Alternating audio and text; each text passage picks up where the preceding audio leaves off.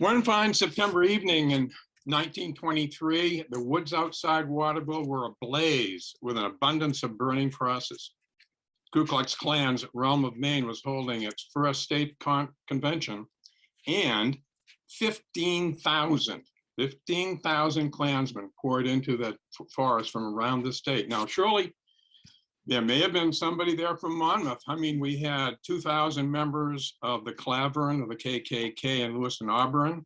Augusta had 350. There were some 4,000 members of the Portland Klan, 1,000 in Mount Desert, 1,000 members from Bangor, 300 from my old hometown of Brewer.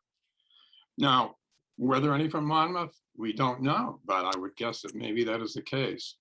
Now, just days before this was held, the Boston Herald, it says on September 6, 1923, the Boston Herald reported that Klan recruitment is easier in small towns where fraternization means a great deal socially and in business ways. Now, it sounds crazy. It sounds like a fabrication, an absurdity, right? Because how many of us who grew up in Maine even knew this happened? But indeed, it was not an aberration.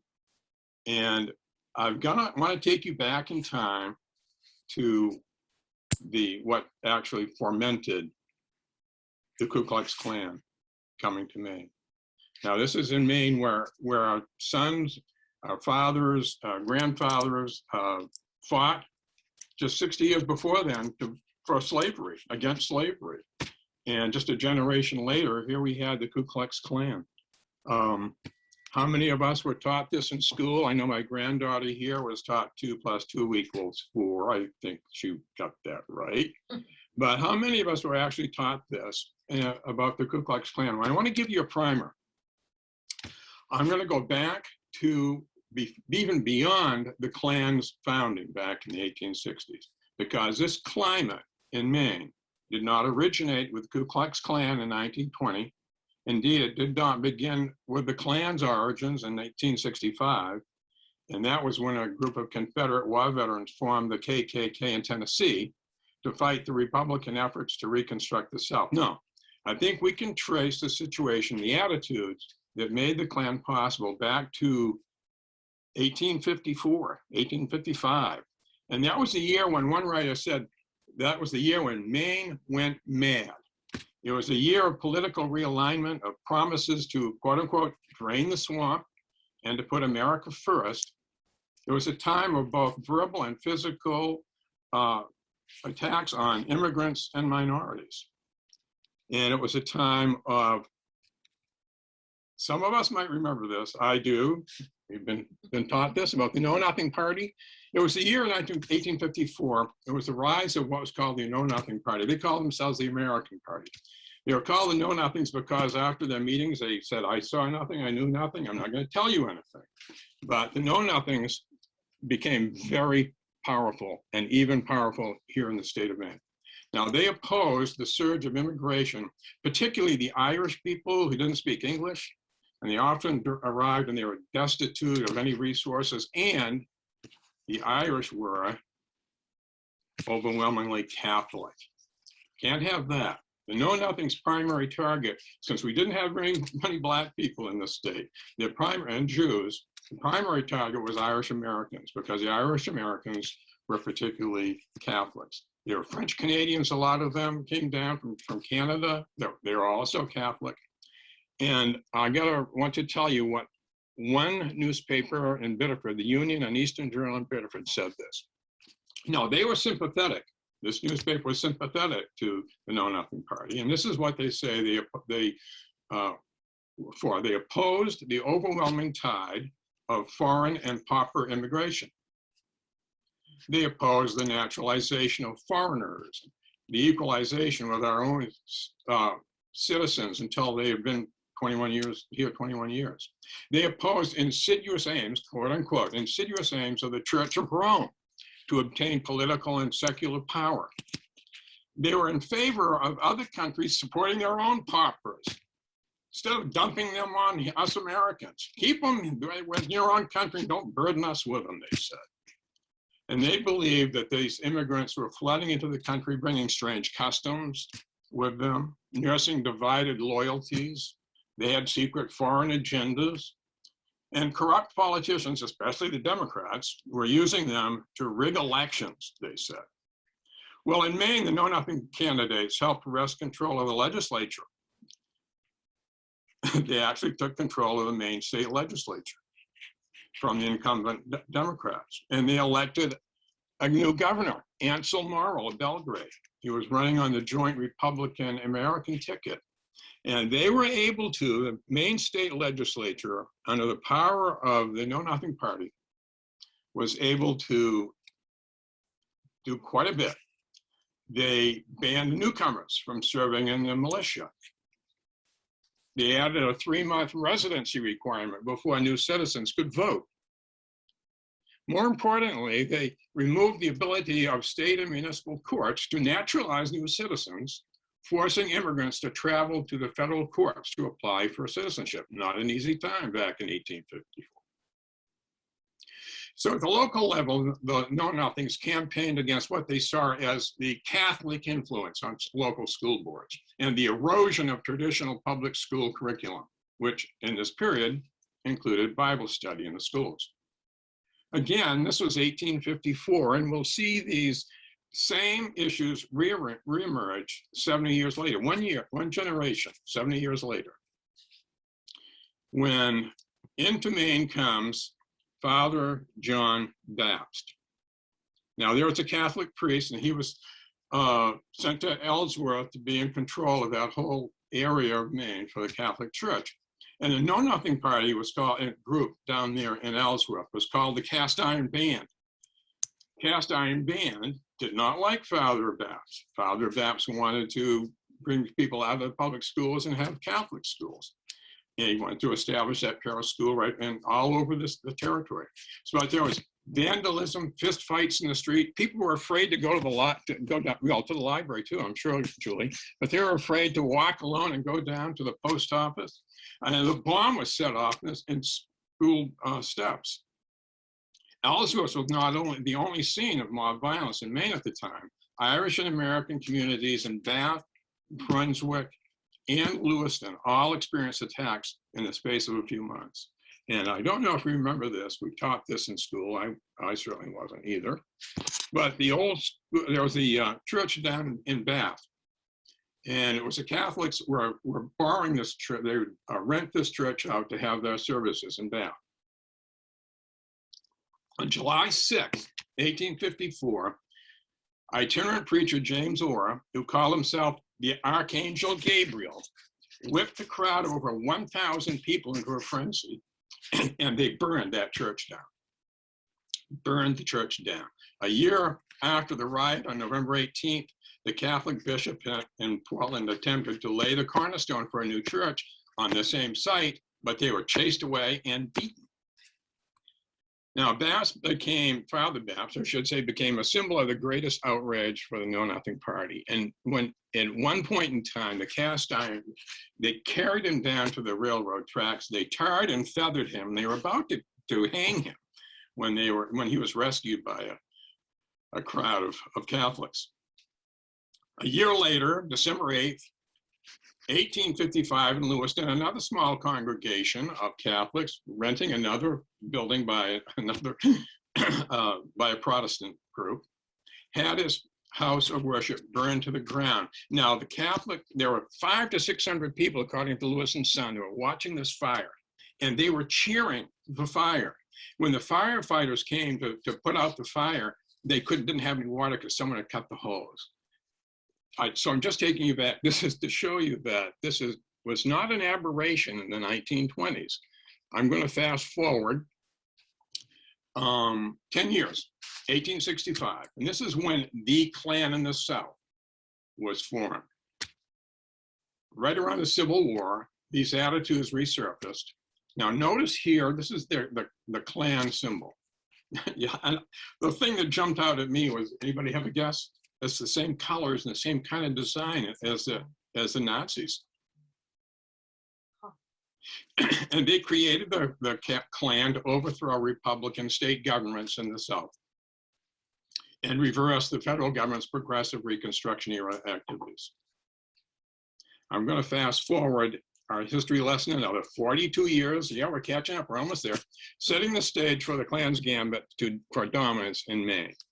In 1914, William Joseph Simmons and 33 others in Georgia resurrected the Klan. The Klan was dead. They resurrected it.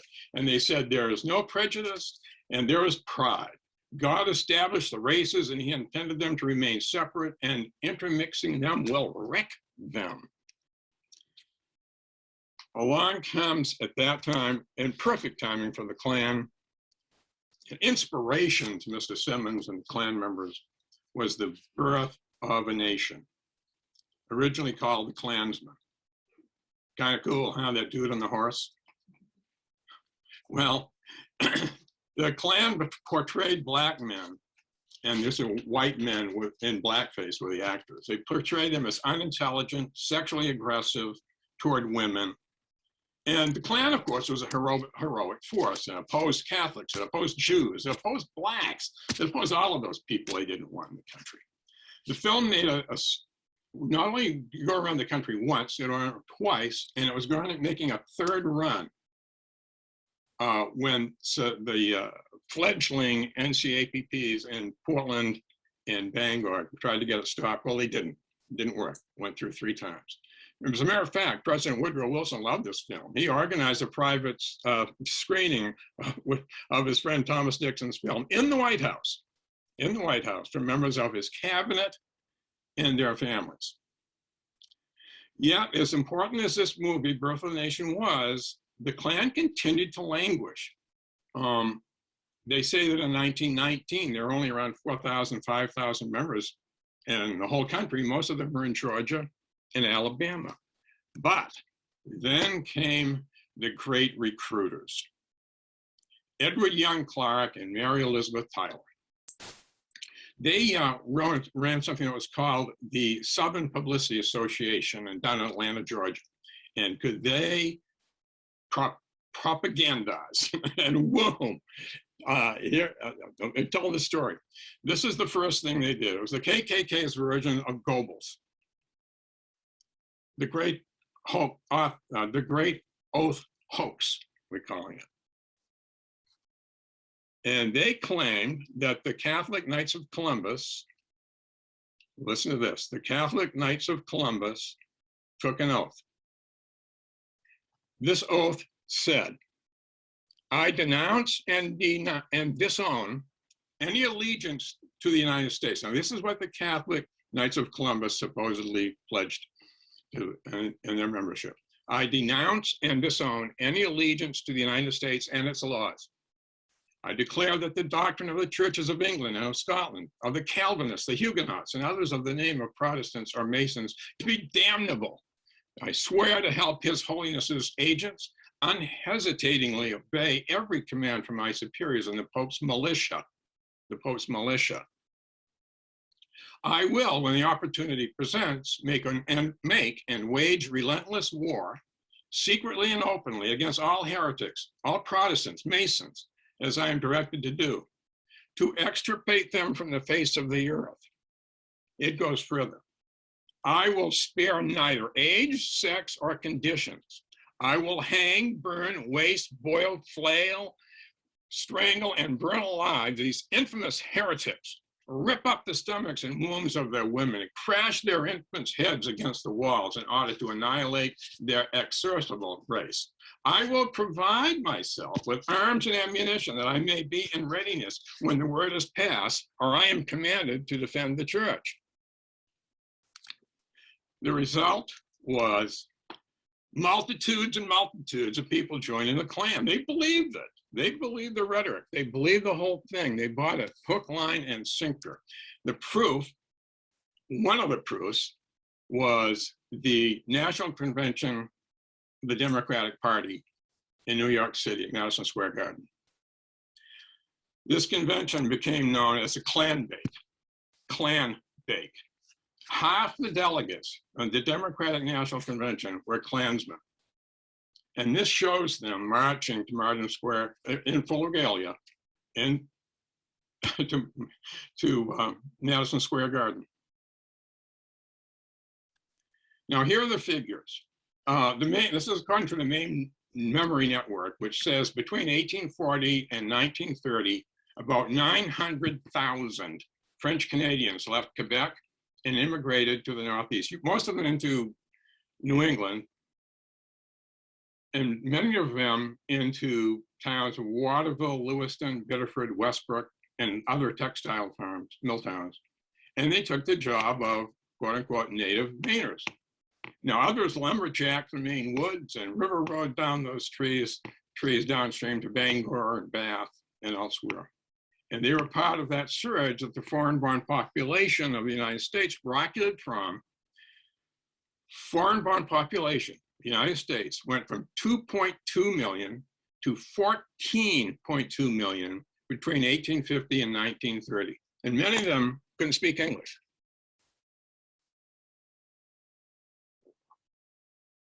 Many of them couldn't speak English.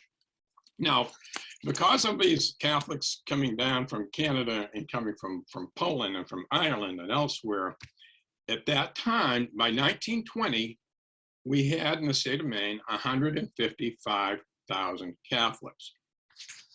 155,000 Catholics. Can you see the numbers in this? I think hopefully you can see the numbers here. According to the Washington Post that year, there were 150,000 Ku Klux Klan members. I kind of find that hard to believe. I kind of go along with some other estimates who are like 60, 70,000, but that's what the Washington Post declared. And if that is the case, we had 155,000 Catholics and 150,000 Klansmen. That might be a recipe for a problem here and there, right? Well, there were a lot of scuffles in little towns and big cities as well. The Belfast Republican Journal said that during the mid-1920s, Klan chapters sprouted up across Maine as rapidly as potato vines in the dark. And according to these figures, I think they were right. But the story takes place right here in Maine. And so,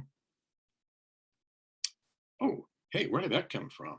Little self-promotion going on there. That's my book. Okay, I got to tell you very quickly. So I was editing the Lewis and Son back in 1980 something, when there was a strike at the mill up in Oxford, the Oxford Mill. And my reporter came back and said, "Did you know the Klan's up there?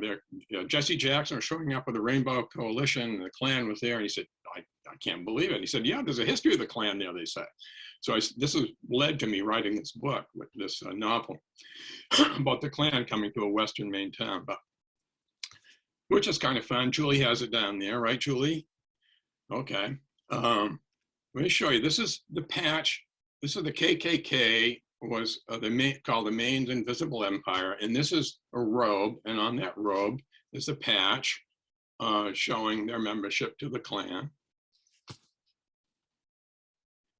And it really caught fire from Kittery all the way to the county, believe it or not. All of these towns you see here had Klan membership, had Klan claverns, Klaverns, claverns, from Kittery to the county. And not only included men, I said, well, where are the women? The women wanted to join in too. So the women formed what they call, this is just here in Maine, not around the country, here in Maine. Remember this is important. We formed the Klaxima for women in Maine, Maine only. And it might be hard for you to read this, but if you can look really closely, you'll see that this is the women of the Klaxima, and down at the bottom it says Bath Klan, the Bath Klan. There was also a Junior Knights Klan, and Junior Knights signed up by the droves, junior kids. So closely, I want to get into this. There were obviously anti-Klanners. The main one among them is Maine Governor Percival Baxter. He was outraged at this Klan. Bates College, Bowdoin College presidents, they were against the Klan, but there were also pro-Klanners. And Klan was so important, so powerful, they were able to elect mayors in Saco, John Smith, Westbrook, Charles Tuttle,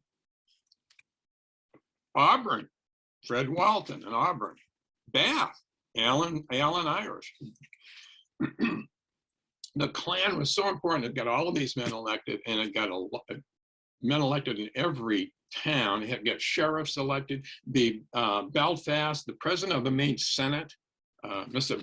Buzzell, was the first member of the Klan in Belfast, and proud of it. They were everywhere. And then there is this man right here. We'll have to talk a little bit more about him later, but Ralph Owen Brewster. He was elected governor, Senate, representative, and he never came out for the Klan, but he never came out against the Klan, and the Klan totally supported this man. And I gotta say, in the early 1900s, Maine was, we like to say this now, but back in the early 1900s, there was a saying that said, as Maine goes, so goes the nation. And so the Klan decided, hey, if we can get an inroad in Maine, if we can take over Maine, then that would be a signal we can go across the northern part of the country. So they sent their most charismatic recruiter, F. Eugene Farnsworth. Farnsworth had been a magician and a hypnotist in his previous life, and he had reconstituted himself as a frontman for the Klan. First selling the party line, he would speak. Now remember, this is before radio, before television, before movies, and so a lot of people went to hear lectures. F. Eugene Farnsworth was a great speaker, and he spoke on Americanism. Americanism, that was the carrot that drew people into the organization. He was described as a dynamic personality, an electrifying speaker.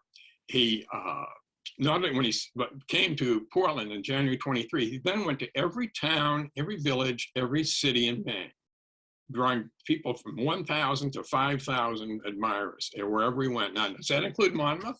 Well, he said he went to every hamlet and every town in Maine. So you got to wonder, maybe that. Now, he was great for quotes. Farnsworth is great for quotes. And let me mention this too. He is not related to the Farnsworths of Rockland. No relation there. So he is great for quotes, and that meant publicity. Now, even on the front pages, sometimes newspapers would reprint his entire speech. The Lewiston Sun, my old newspaper, declared that the Klan should get, quote unquote, fair treatment, honest discussion, sensible publicity. So that must have, I always thought that must have really made the French Canadians down in Little Canada really happy. Now, up the coast in Rockland, the Courier-Gazette quoted Farnsworth on October 1st, this is the year late 1924, as saying that joining the Klan was, this is Farnsworth, joining the Klan, folks, is like joining the church. It shows a man believes in and what he intends to do. Now, he said, we don't want to substitute for the church, but we want to be a powerful adjunct to the Protestant church. Of course, not the Catholic church, Protestant church. So what was the accelerant that Farnsworth used? Well, here are some of them. Rid the country of foreigners, or at least their influence on our culture and our politics and our society. Oppose subversion. Well, that's good, right? Honor the flag. That's good too, right? Promoting public schools, right? Yeah, okay, Amy. Promoting Americans for jobs, respecting the law, all good stuff, right? Add this, protection and help for Americans who are out of work. Who's arguing any of this stuff? Who is arguing? Now, also, they wanted to stop rum running. At that point in time, here's another thing left from, out of our history books in Maine. Portland was a world leader in rum production. They have dozens of distilleries operating around the clock. Not good, all that booze, the Klan said. Here's another accelerant, the Catholic conspiracy. Now, I've only touched upon this. I've got to tell you there's more. They opposed the funding to Catholic. Now, we used to fund Catholic schools. They opposed the funding of Catholic schools. They claimed the peril to the country at the hands of Catholics. Now, Farnsworth decried the growing number of Catholic teachers in public schools, in the placement in the cities, saying they're controlling the courts. Indeed, the Klan said that Catholics held a stronger allegiance to the Pope, a man a half the world away, than they did to America. They claimed that when a child, here's a good one, and you got to believe it. It's come from Eugene Farnsworth. When a child was born to a Catholic family, the father would go right down to the church and add a weapon to the arsenal. Okay? Every time a child was born, they added one weapon to that growing arsenal in the basement of the Catholic Church. And that Catholic Church had bought a cannon.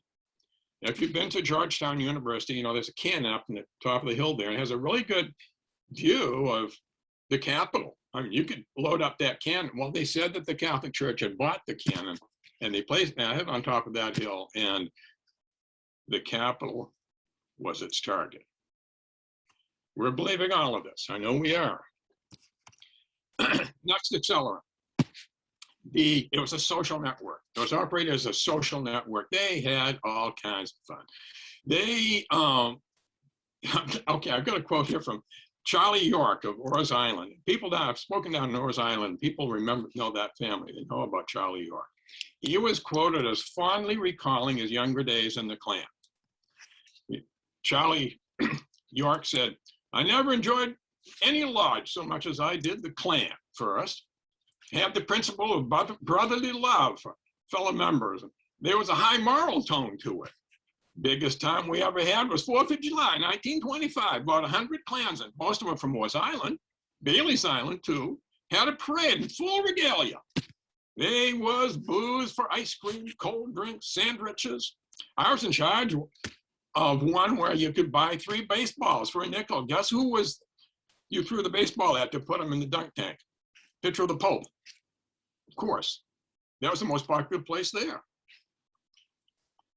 The Bath Independent, September 24th, 1923, reported, here's a picture of the story, reported the Bath KKK clam bacon fireworks in right outfield. It was a fun time, a family time, they said.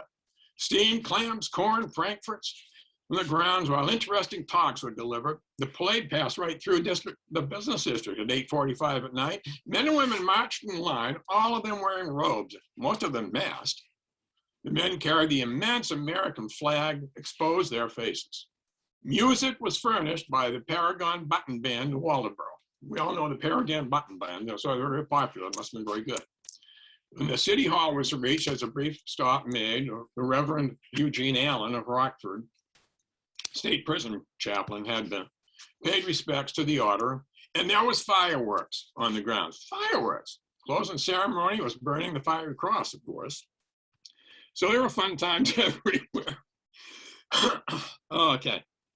Can you see the Klansmen in full regalia on this? I had to include this. I forget where I got this photo, but I couldn't resist including this in this talk.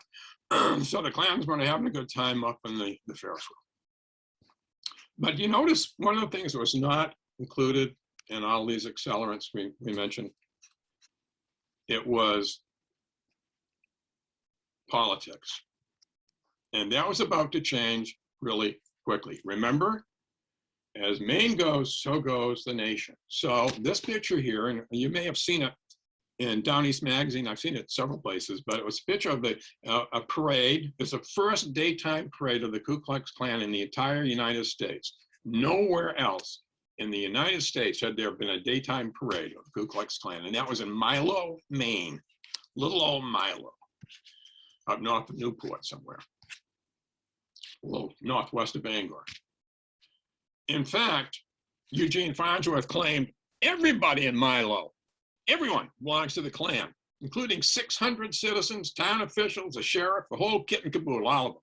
Now that led to other parades. There are Independence Day parades, Columbus Day parades, parades, you got them everywhere. You had all these towns have parades. As a matter of fact, let's say from the country on the left, that picture, to the city, that's Portland. In Portland, 7,000 turned out to march. And it wasn't for any political candidate. They did not like the city manager of Portland. The city manager of Portland had declared that they could not have a meeting hall, and they wanted them out of office. So they were parading to have it changed, the city changed, so they would not have the town, they would have an elected mayor from now on. And that worked, they got it passed. So there you go, parades, parades, parades. And of course, if you got a group this big, you got to have a headquarters. Now, this is the old Rollins Estate on Forest Avenue, and went from Forest Avenue all the way back to the Back Bay, if you're familiar with, once you get off the interstate and turn, go north about a half a mile, this is the Rollins Estate. It was huge. And they bought this place as their new headquarters, 509 Forest Avenue, $75,000.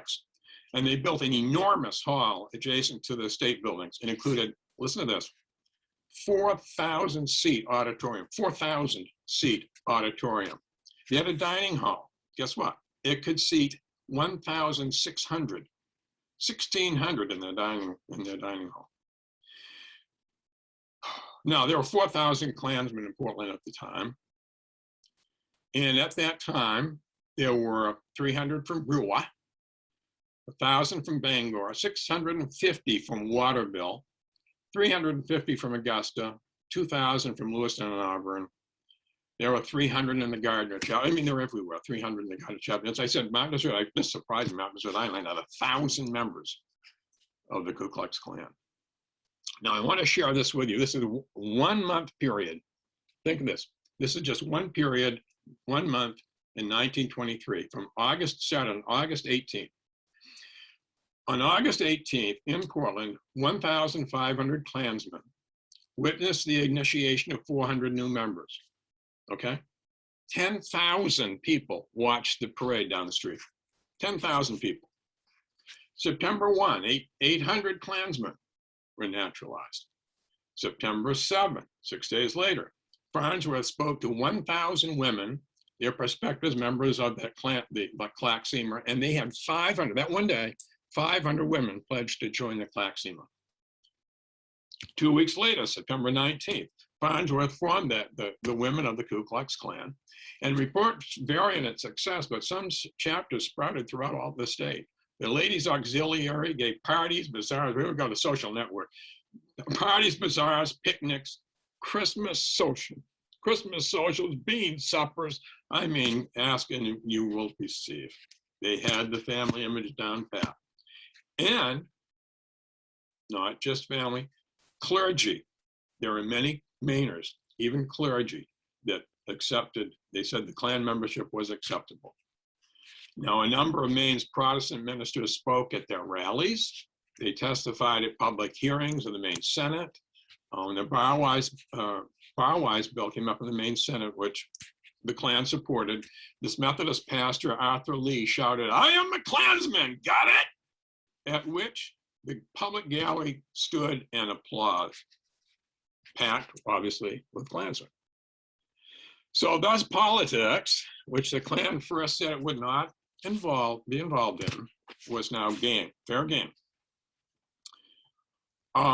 The Democratic Party propagated the Klan in the South, but in Maine, it was a different story. Here, the Klan did indeed include Democrats, but it also split the Republican Party. Both parties had members. There was a motto that said, "A vote for Brewster," remember him, Ralph Owen Brewster, "is a vote for Coolidge." And that was the motto for his race for his governorship. And the anti-Klan Waterville mayor, William Robinson Pattengill, got smoked. Didn't come close. Originally from Dexter and a Bowdoin graduate, Brewster won a rousing majority and the largest vote in Maine history at that time, the largest vote in Maine history, and that victory was resounding. It was seen across the country as a smashing Klan victory, and it would lead to the Klan spreading across the northern part of the country. Now, in celebration of his victory, there was a clam bake down in Trenton, just south of Ellsworth there. More than 5,000 people went to Trenton, Maine to celebrate. The Bar Harbor Times reported, quote, "Fiery crosses were kept burning from nightfall until late into the evening." Bangor Daily News reported on March 4, 1924, later, that the Klan-supported Republican victory followed 10 consecutive defeats for that party. Even the little town of Dexter had the heaviest vote in this contest in the history of Dexter. Democrats attributed their losses to the fact that, here we go, there were more members of the KKK in the Democratic Party than we realized. So when Brewster, with the Klan backing, was reelected in 1926, Brewster was reelected in 1926. He carried there are 16 counties, carried every one of them except Androscoggin and Kennebec. Everyone but Androscoggin and Kennebec voted for him. He won every single Maine city except for Waterville, Augusta, Lewiston, Old Town, and Biddeford. Won the rest of them. Now, where were the churches? A number of them were involved, at least the leaders of those churches. Now, the animosity between the KKK and the Catholics was so intense that the Klan threatened to burn down the Waterville Catholic Church, number one. Two, in Dexter, there was a religious war between Protestants and Catholics.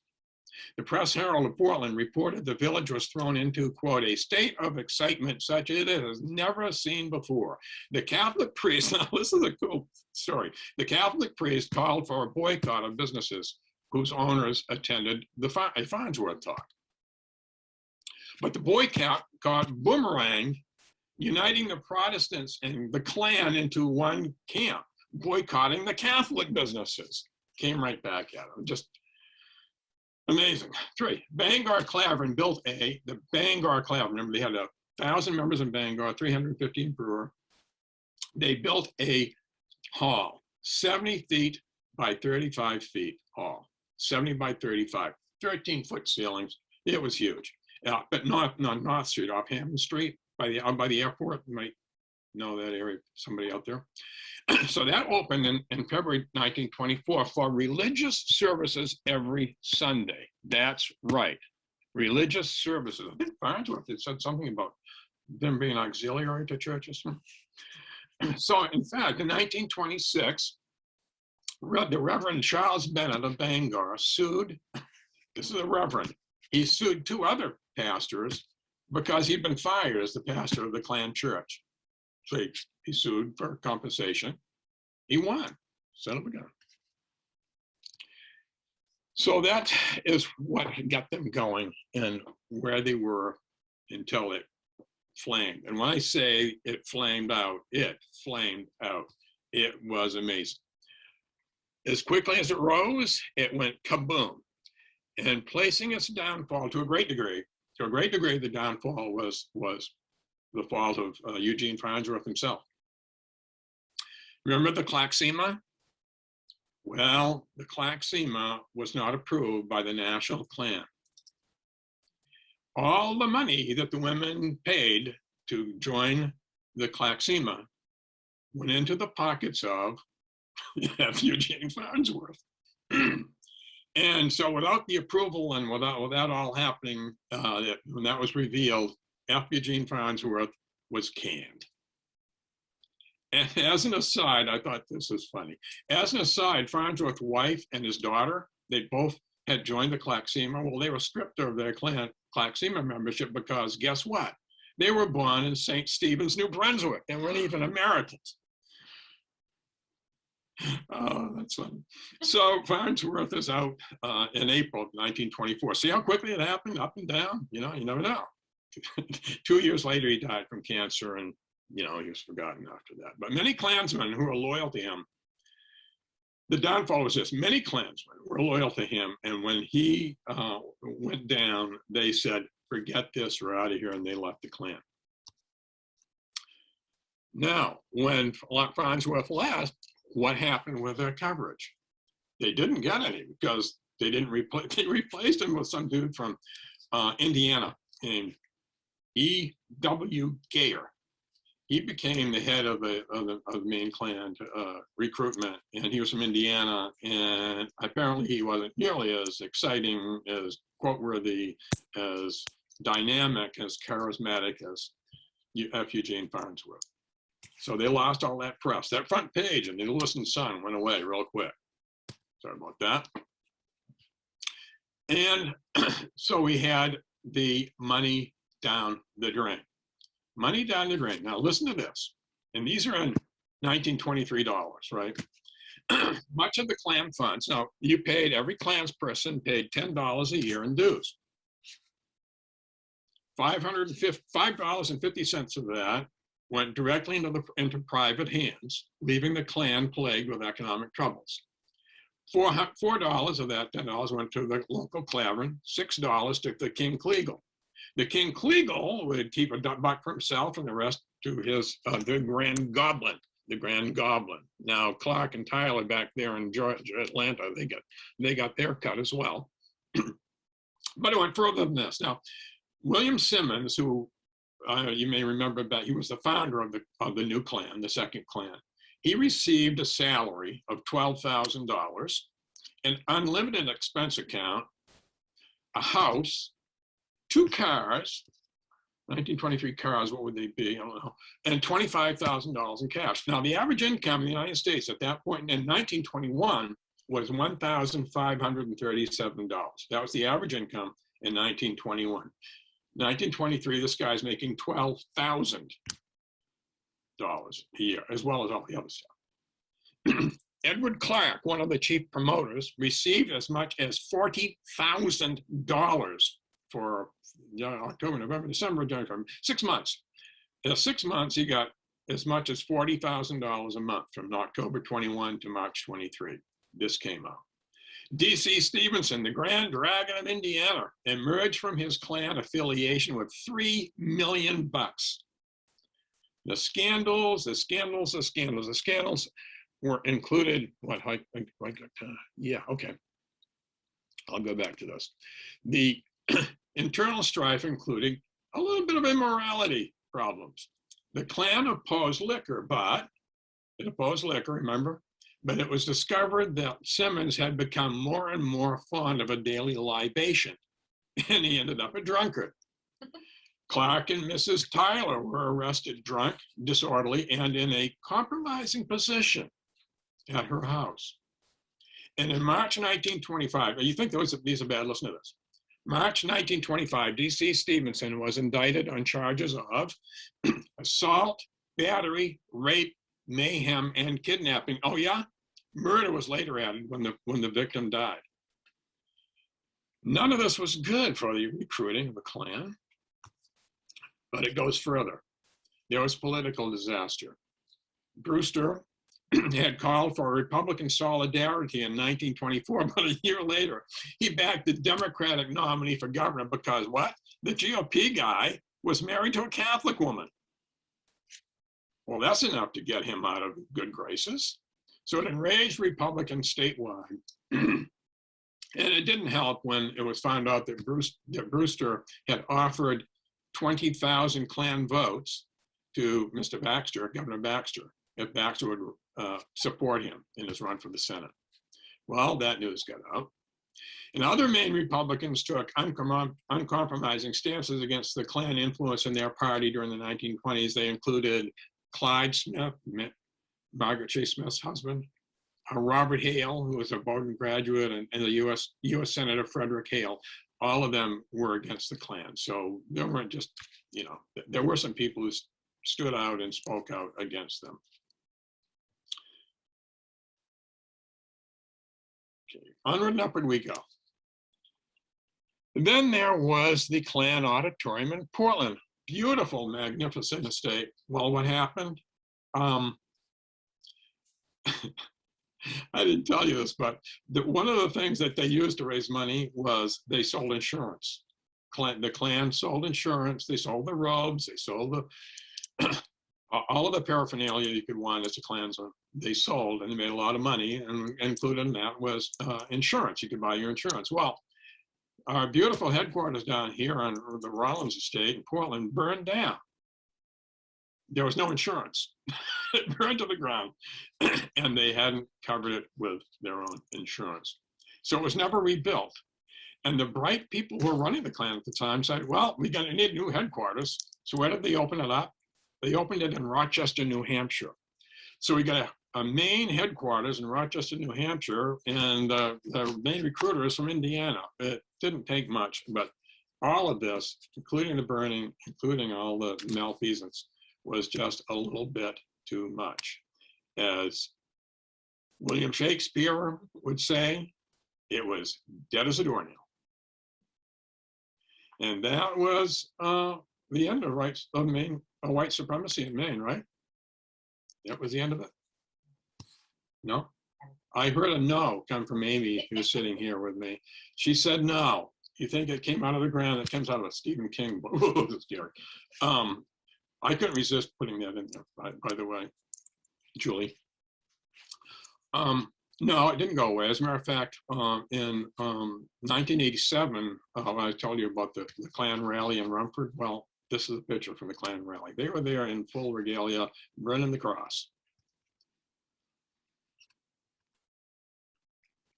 And every now and again, we hear about the Klan.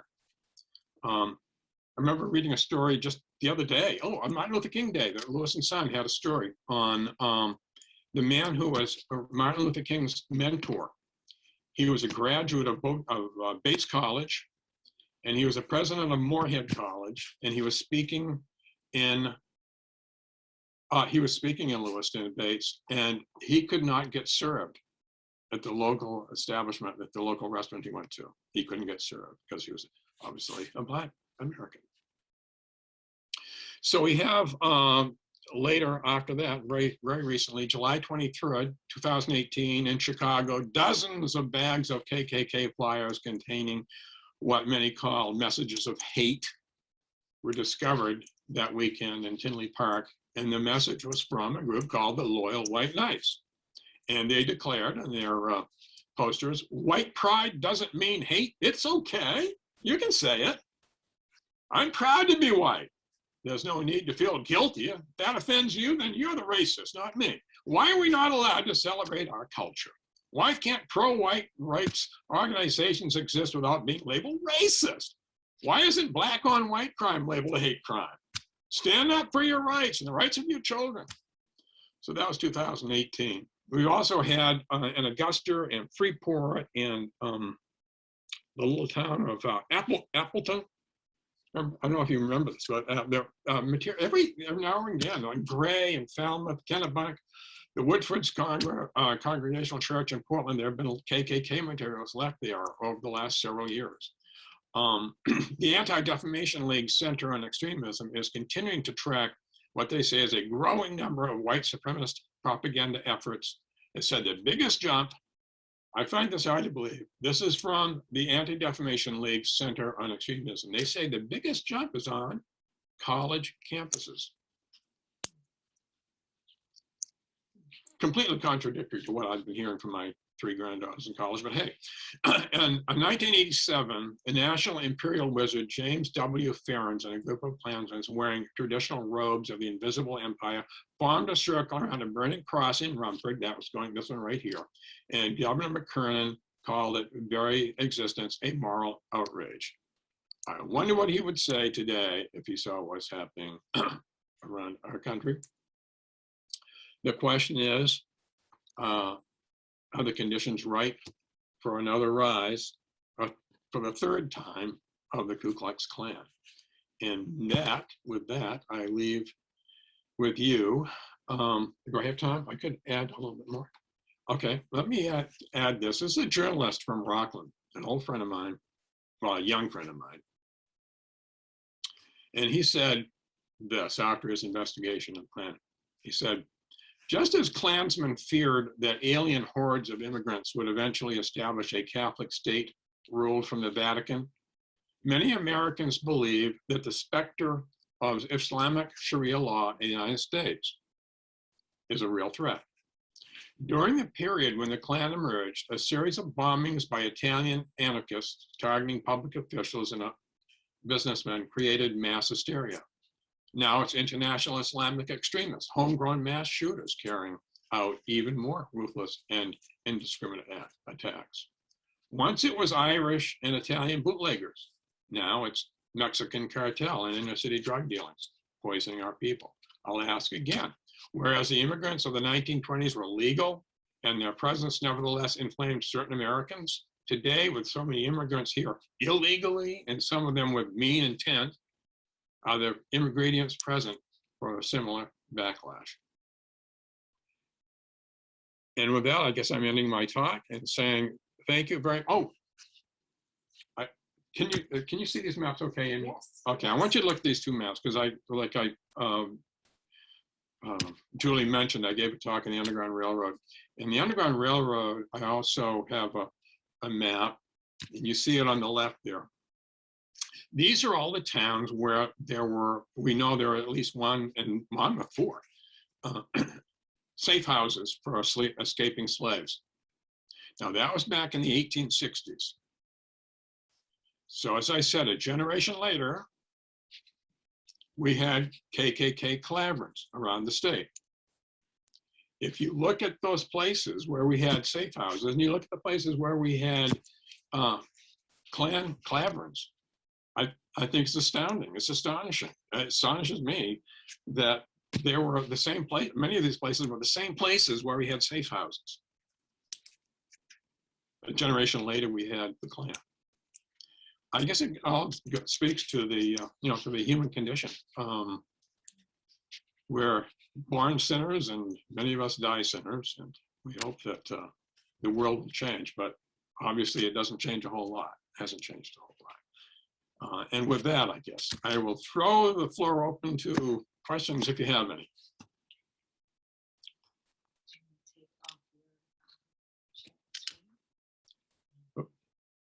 Take it off. Okay, hold on.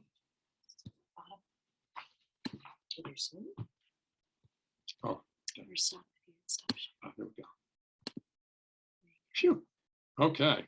So if you can just say if anybody has a question, they can unmute. Okay, yes, please. If anybody has a question, please unmute yourself. Hit the old unmute at the bottom of the screen there with the far left-hand corner of the bottom and ask away. Or if you have any comments, comment away. Great presentation. I do need to make one correction. My name is Lee Cummings with the Aroostook County Historical and Art Museum of Holton. We posted the photo of the Klan March in supposedly East Hodgson incorrectly about 10 years ago. Had to take it down about a half a dozen years ago because we didn't own the original. It is not in East Hodgson. We know exactly where it was. And last year we were able to successfully acquire the original of that photo. It was taken with a Brownie camera. We know who took it, and the East Hodgson reference is incorrect. We know exactly in front of what church it was, and it is not the church in East Hodgson. Where was it, Lee? I would rather not point that out because it would be pointing the finger at one group while we know that there were marches in Holton. We know there were marches in a number of area towns, and we could go right down through the list. Okay. Holton was a real hotbed for the Klan because we had established both a Catholic elementary school and a Catholic hospital here during the teens. And there was a strong, strong backlash against it. Are you up there in the county now? I am curator of the museum in Holton. Oh, fantastic. I love the county. My best friends in college are from the county. Presque Isle, love it. Fort Fairfield. You're in a great place. Wish I was there with you. No, it's winter time. I'm waiting for July. I'll come in July. I'll come in August. How's that? 27 below is the prediction of what it's going to be here tomorrow morning. So you may not want to be here. We've got friends around a dairy farm up there in Patton, Island Falls, actually, Island Falls. And I wouldn't want to be milking cows in that weather. But thank you. Could you send me the photo that you do have? It's up on mainmemory.net now. Okay, thank you. As well are a couple of photos from a Klan march in Island Falls, which we were fortunate enough to find in a scrapbook that were dated. And we're able to go to the local newspaper article on that particular march of the Orangemen and 100 members of the clan in full regalia who added much enthusiasm to the event. But they did. That's a quote. Okay, thank you. Thank you very much for that information. We appreciate that, Lee. Thanks for joining from the best place in Maine. Holton. Anybody else? This was excellent. I'd like to thank you very much. I currently live in Auburn, but I'm from Holton. Hi, Lee. I was at Johnston up in Holton. We went to high school together. And it's interesting to think that it went all the way north. So I'm from Lewiston, Auburn area now, and this was enlightening, and I thank you very much. Well, you know, the safe houses, the last leg of the journey for a lot of slaves went right up to Penobscot, right past you guys, up to Fort Fairfield. Wow. And then they crossed over to the lake and across the border from Fort Fairfield. But yeah. Interesting. Yeah, it is interesting. Anybody else? Go ahead, fire away. Someone's got a question, I know. Roger? Yes. I'm still playing with the computer. Which you know, the conditions, as you mentioned, the context seems quite similar to much of what is going on today. The difference, of course, is the role of social media and instant communication, actually instant misinformation. Add to those comments if you would. Well, I think social media is scary myself, because anybody can say anything they want and not have a repercussion from it. You can call people all kinds of names in social media that you wouldn't dare say to them face to face. But at the same time, there's a lot of censoring. There's a lot of canceling. There's a lot of that going on by high power, people in high power, the Facebooks of the world, the Googles of the world, saying that I can't say what I want to say. And there's only one truth, which is their truth. So I think social media is basically a big problem.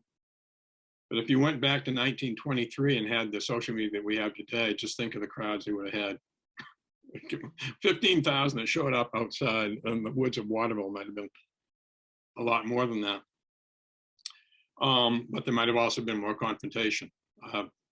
You know, we all have our opinions on this, but I don't have a high opinion of what's gone on in social intercourse over the since the internet was invented. But hey, we're on Zoom. That's good. We're sharing these ideas here. So at least we're civil with one another. Amy's been a really good guest, and Julie's always a great host. And it's nice to see everybody, you know, interacting like this. Hi. Hi, this was great, and I really appreciate the way that it brings life to an issue that has that big historical context, because there really wasn't any threat to the people that were very homogeneous, comparatively speaking, who were there till the mid-19th century. And then when you have instead of the Catholics all staying up in Quebec, you had the draw of the mills and all of that to New England. Right. And it scared them to death. You know, it's gonna break up our congregational churches. It's gonna, and so really what we're experiencing is the ongoing challenge of diversity and the lack of acceptance that there can't be homogeneity. Yeah. And you know, because back then we had people coming on that couldn't speak English, but they were from Ireland, so they're speaking Gaelic, maybe. Well, yeah. They're speaking the French, you know, they're speaking French. But now we've got, I remember a few years ago here, it was a few years ago, here in the Portland schools had like 40 some odd languages they had to speak. So, you know, one of the things that's really important is everybody getting to speak a common language. And back, even when I was editing the Lewis and Son back in the 70s and 80s, there was a whole group of French Canadian people there. They didn't speak any English. Oh, yeah. No, I come from Western Mass. I just recently moved here because my daughter lives in Monmouth. And in Western Mass, you know, the services were in Polish. They were in French. And it was really amazingly diverse. But that all started really when you were talking about the Klan getting going. Yeah, right. Thank you, Mary Elise. Yeah. People from Massachusetts and the county. This is the beauty of. Anybody there from Fort Fairfield by any chance?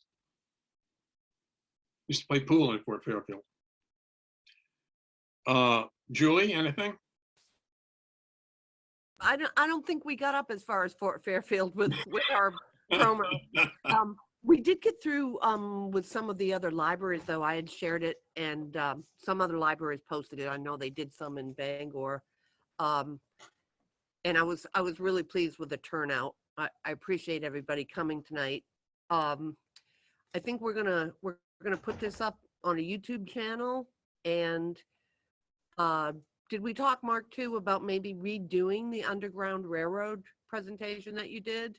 Yeah, I'd be happy to do that. Yeah. And hopefully people here might be interested in that. And like I mentioned before, I would share some of these options to you via email. Right. And, you know, we do some of this again. I think this has been great. I've been in the background kind of listening because we're still open here. Well, we just closed at the library, but people have been coming and going, and sounded like you are wrapping up the Q&A, or is anybody else? Yeah, if there's anybody else, I'd be happy to take them. I just want to thank Amy Dolan for her technical assistance and keeping me getting me online, and your help and the publicity that went out to as well. It was terrific. That's awesome. Yeah, I just had a comment from someone on the librarian listserv, and they said they're here because of that. So Somebody's here. someone else says yes, do the Underground Railroad again. It was a great program. So okay, thank you. I have one I always question. get new stuff on the Underground Railroad. We started out with knowing that there were 70 towns in Maine that had at least one safe house. We're up to 80, I think it's 89, 90. Wow. No. I think So Dr. we're adding Bougie them all the time. I'm sorry, No, I'm sorry. I think Dr. Bougie had a question. Larry. Yeah, hi, Mark. Yeah, very excellent. Well done. Thank I you. have a question. In that same time period down south, the Ku Klux Klan was hanging a lot of people, doing a lot more brutality. I know you said the priest, John Baptist, was almost hanged, but do you think that was not well received up here in Maine? You know, the massive amount of hangings that were taking place, and We weren't just hostile verbally, Larry. We didn't, as far as I haven't run into any reports of that sort of the real violence in the state of Maine. It was happening everywhere. It was happening elsewhere in Georgia in particular. But up here, we didn't have the real violence. The violence was back when John Baptist was tarred and feathered. In my book, The Crossing, they tar and feather the priest. And but you can see how, and that's what I tried to do in The Crossing, was get across how a close-knit town, say Monmouth, how a close-knit town, everybody knows everybody else.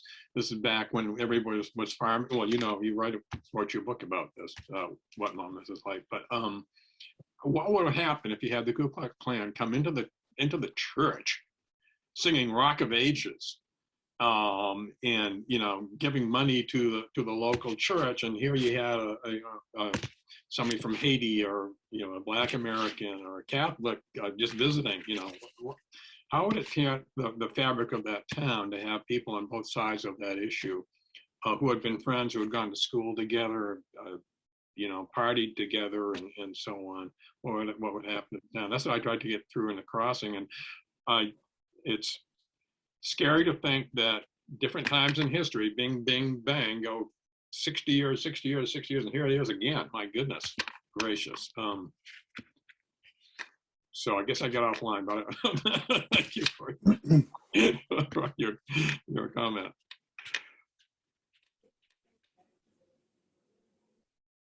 Still got Larry. Looking Oh, good. sorry. Thank you, Larry.